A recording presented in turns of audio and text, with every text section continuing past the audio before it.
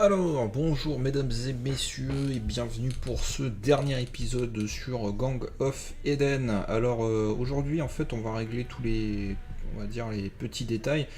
Il nous reste en gros la bouteille avec la flamme à peindre que j'ai déjà basée. Donc j'ai basé la bouteille en bleu marine foncé et j'ai basé la flamme en blanc.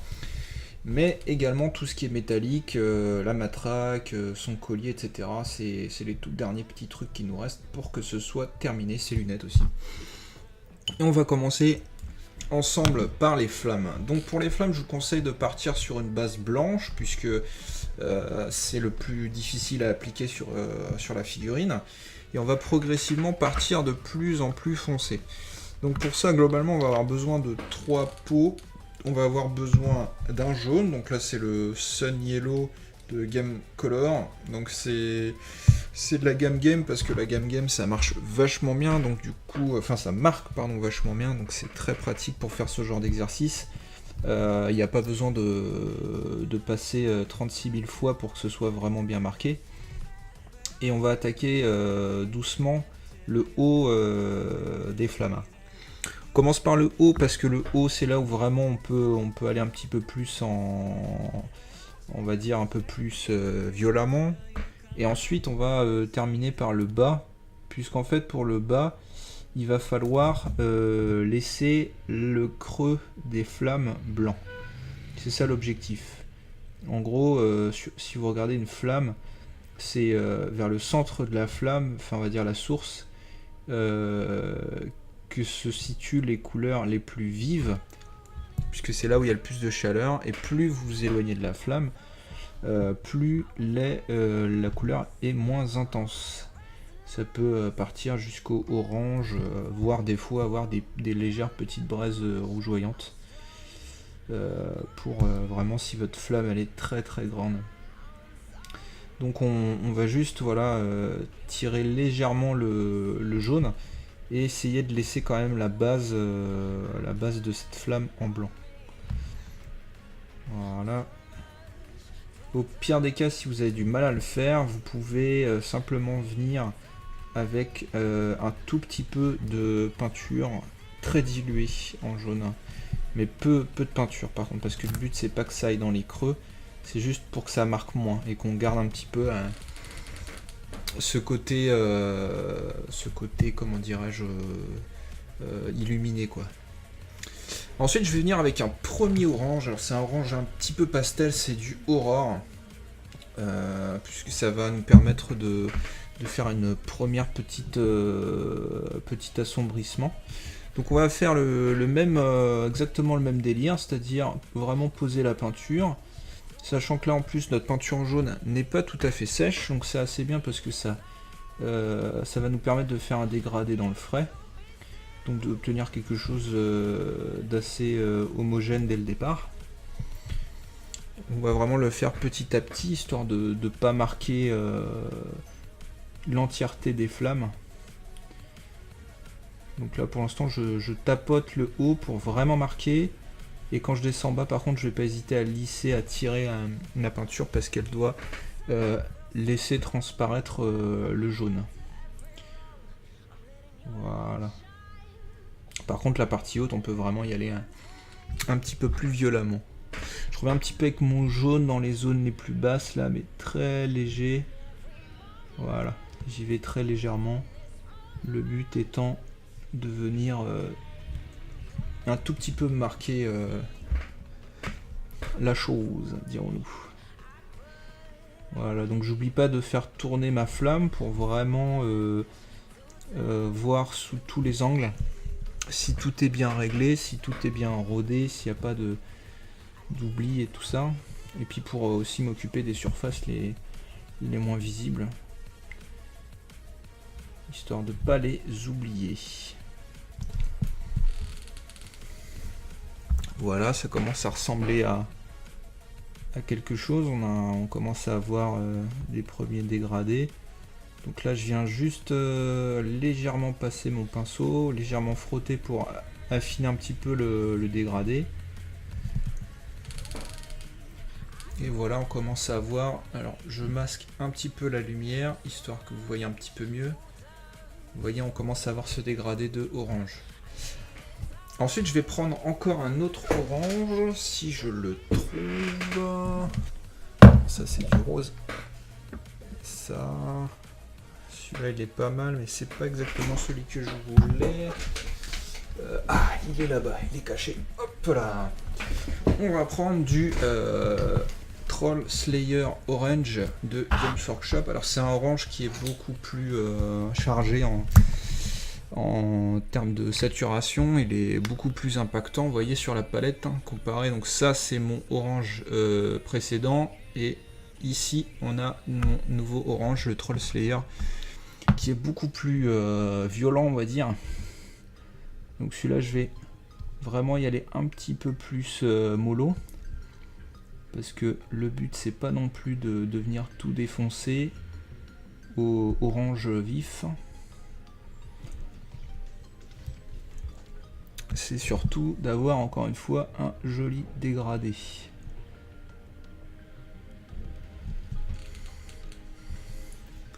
Voilà.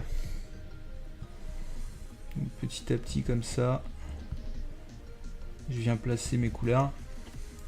Une fois que je les ai placées, je viens légèrement les estomper. Je viens aussi à nouveau avec mon orange aurore là de Prince Auguste dans les zones qui auraient été qui manquent un petit peu de marquage.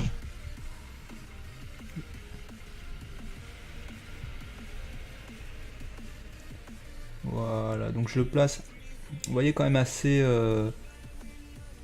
bourrinement, hein.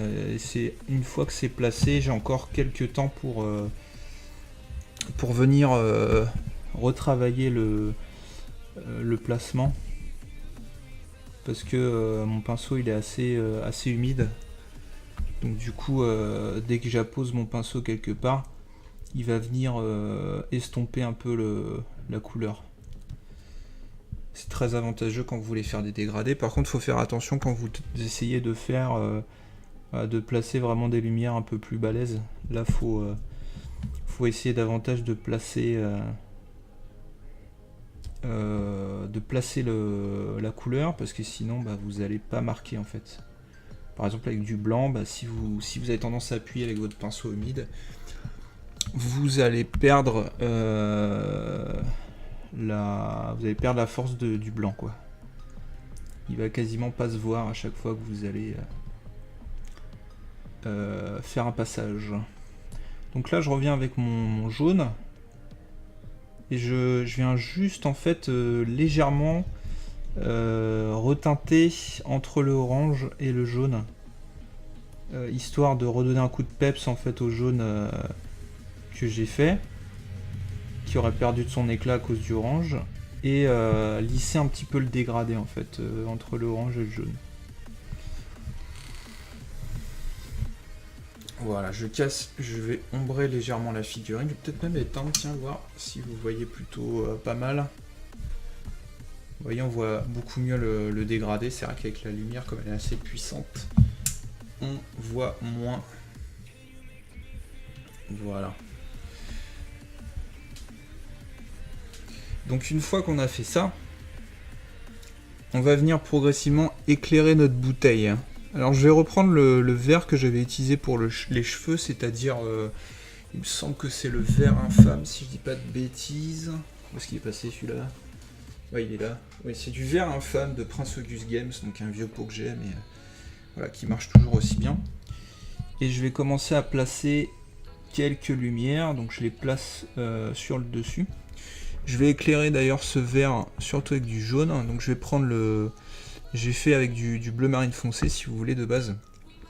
Et en fait dans ce bleu marine foncé, je vais rajouter du jaune pour éclaircir ma bouteille. Parce que étant proche d'une source de chaleur, le jaune ça va rappeler ce côté effectivement que c'est le reflet de la flamme en fait. Je vais arbitrairement choisir de mettre ce reflet sur le dessus de la bouteille, parce que techniquement il devrait être aussi bien en dessous que au-dessus, mais je choisis de le faire au-dessus pour en même temps faire un compromis et garder une logique de lumière zénitale. C'est pas du tout naturel, ça c'est clair et net. C'est pas du tout logique. Mais en termes de visuel, c'est très sympa de faire comme ça. Je vais me permettre de rajouter du orange, donc je vais prendre l'orange très très teinté, mais par contre j'y vais vraiment mollo, c'est-à-dire il est assez dilué. Je rajoute ce orange parce qu'en fait c'est lui qui va vraiment rappeler que il y a une lumière de chaleur en fait, pas très loin. Mais j'y vais vraiment mollo. Le but c'est pas franchement de créer une lumière très prononcée, c'est juste de marquer en termes de couleur et rappeler la flamme en fait. Ensuite je vais prendre mon jaune et là je vais commencer vraiment à placer des lumières un peu plus sérieuses.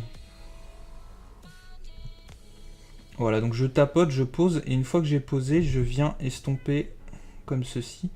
J'oublie pas de le faire de l'autre côté aussi, parce que sinon de l'autre côté on va avoir vraiment un marquage qui est trop violent. Et ensuite je vais prendre du jaune et du blanc que je vais mélanger pour vraiment créer une sorte de point final en fait sur ma lumière. Voilà. Que je vais légèrement assombrir. Donc je vais reprendre du jaune, mélanger avec un peu d'orange et de vert. Mais il faut que ce soit quand même assez clair. Et je vais placer un léger glacis tout autour de mon point pour le rendre un petit peu moins agressif. Je vais le faire d'un côté comme de l'autre.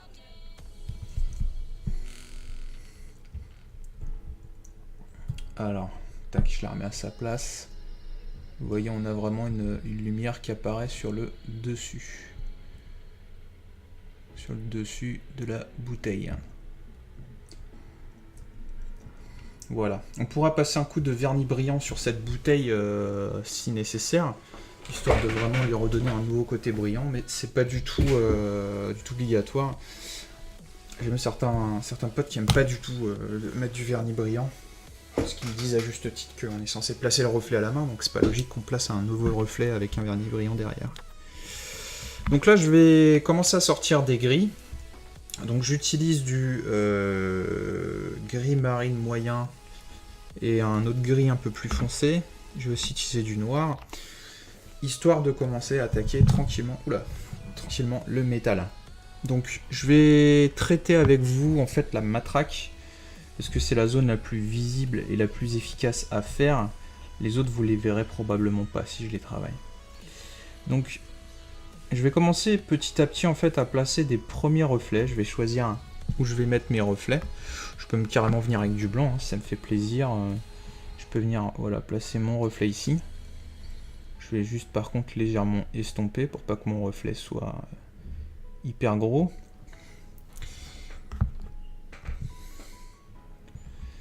Je vais comme ça développer petit à petit mon reflet.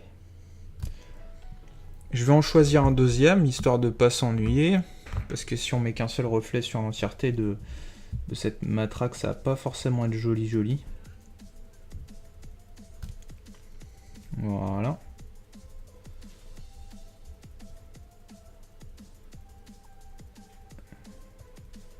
Voilà, je tapote vite fait un petit peu partout aux alentours pour créer un semblant de dégradé, on va dire.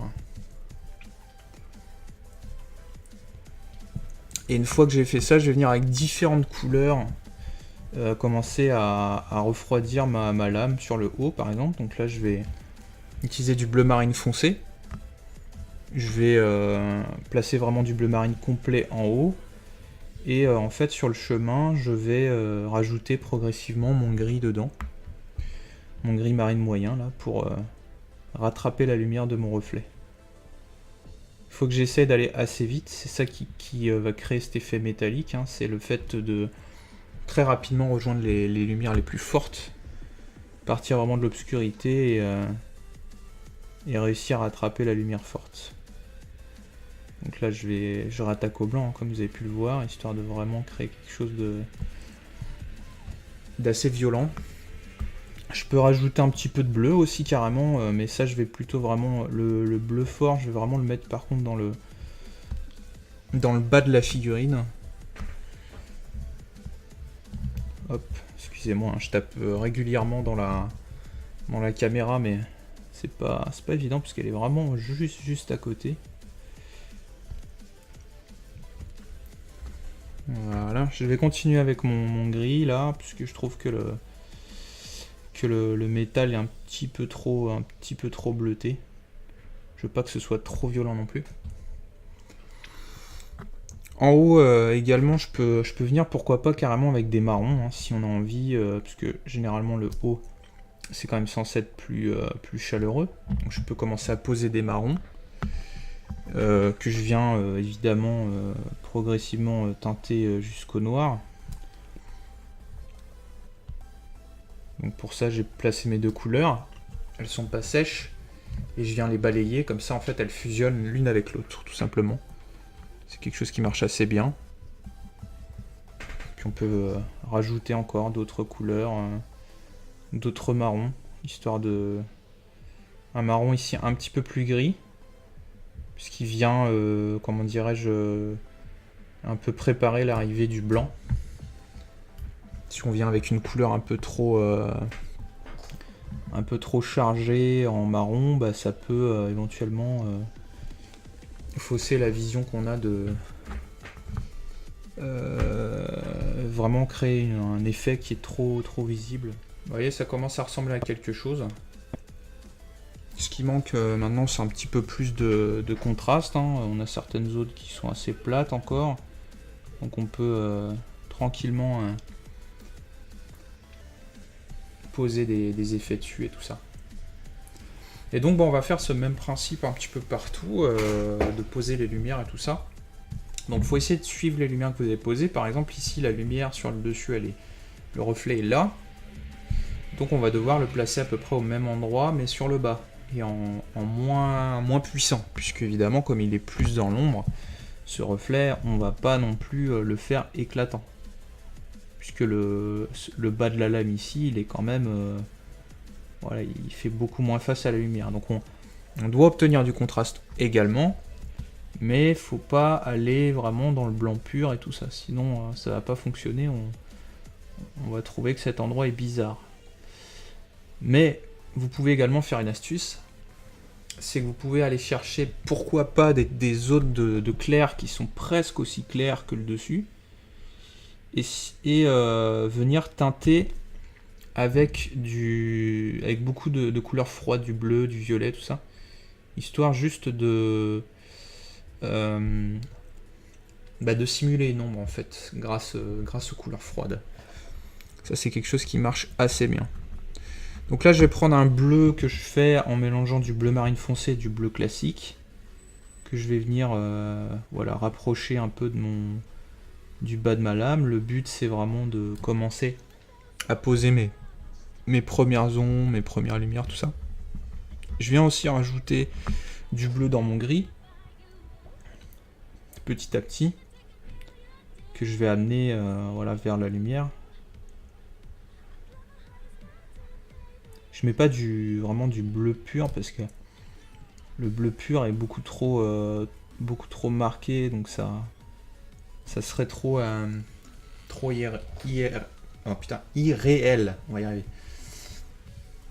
Donc vous voyez un petit peu quand on tourne la lame, on commence à voir que les reflets se poursuivent. Et si vous voulez placer des reflets comme ça, c'est assez important quoi, que les choses s'emboîtent les unes avec les autres, qu'il y ait des échos dans les reflets, tout ça. C'est assez long, mais c'est très intéressant à faire. Ça vous demande éventuellement de maîtriser quand même un peu votre peinture, d'être assez à l'aise avec, d'être assez à l'aise avec les lavis, les glaciers, toutes ces choses. Donc là, je vais juste reprendre encore une fois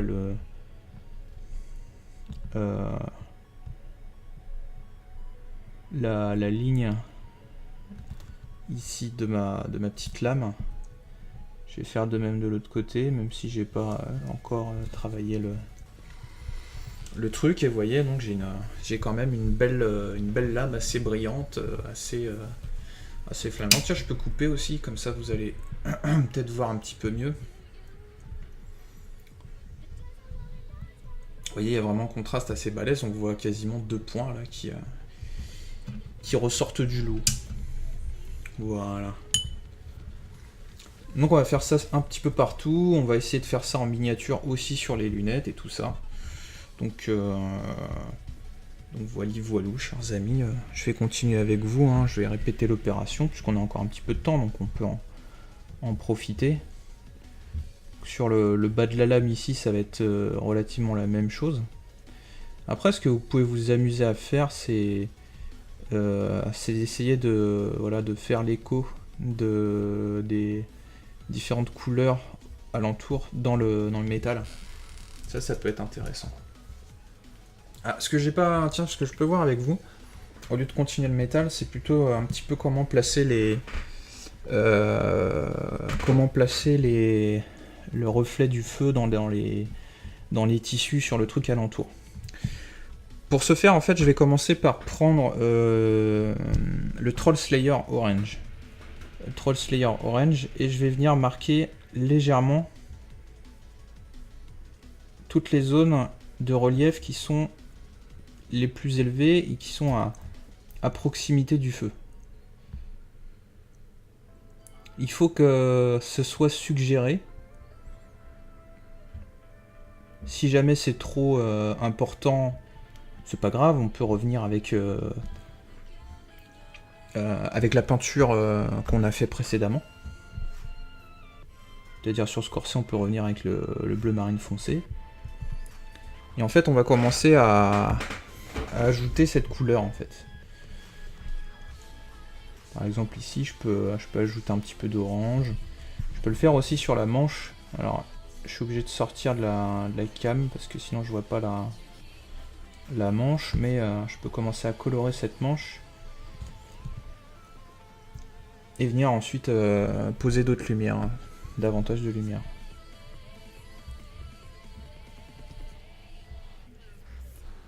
Voilà, donc je pose vraiment un orange assez vif.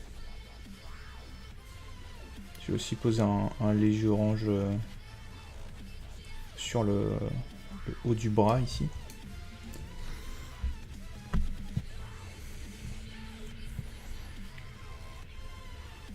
En bas ici, je vais placer également un léger orange. On peut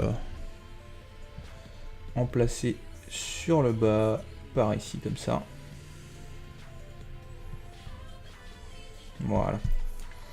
Une fois qu'on a fait ça, on va refaire la même opération, mais en plus léger, en plus petit, en fait, sur des zones plus petites, mais aux mêmes endroits que notre fameux orange, en fait.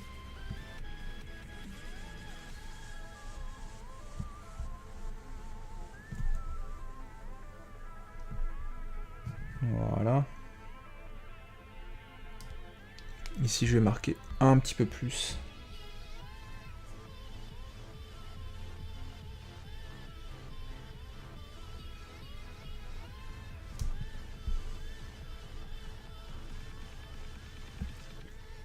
Voilà. Quand c'est nécessaire, je viens estomper légèrement. Vous n'avez pas besoin de faire quelque chose d'extrêmement logique et précis. Le but, c'est de suggérer une légère lumière jaunâtre à proximité de notre zone de flamme. Voilà, une fois que c'est fait, je viens rajouter encore un petit peu de blanc dans mon jaune pour créer une lumière encore un petit peu plus intense. Et je vais vraiment essayer de la placer sur les derniers endroits qui sont censés vraiment prendre pas mal de lumière. Voilà, donc on a fait notre vaisselle, je la mets à bonne distance. Vous voyez, c'est légèrement suggéré. On a notre côté flamme, mais c'est pas non plus hyper violent, quoi. On garde quand même notre structure générale de figue qu'on avait jusqu'alors. Voilà, donc je pense qu'on a fait à peu près le tour de ce qu'on pouvait voir ensemble sur cette figue. On a vu le métal, le tissu, les flammes et tout ça. Donc j'espère que cette série de tutos pour Happy Games vous aura plu. Et puis que éventuellement ça vous aura motivé à vous aussi faire des figurines de Gang of Eden ou Mutant of Eden. Puisque j'ai fait aussi des figurines Happy Games Mutant of Eden, puisqu'elles sont ici si vous voulez en voir quelques-unes. J'aurais pris moi en tout cas beaucoup de plaisir à faire ces vidéos. Et puis ma foi, si jamais vous en voulez d'autres, n'hésitez pas à nous laisser des messages, commentaires, tout ça comme vous savez, histoire de nous manifester cette envie. Et du coup, je vous dis à bientôt pour de nouvelles aventures. Ciao ciao les amis.